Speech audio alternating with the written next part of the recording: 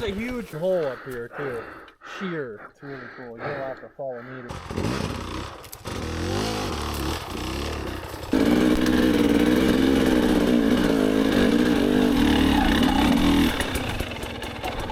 That's a mine. Oh, 100%. Dude, that is vertical. There's no way they could have got equipment up here, right? No. So a dynamite in hand? It's hard to say. It was definitely 15, 20 foot deep. That's crazy.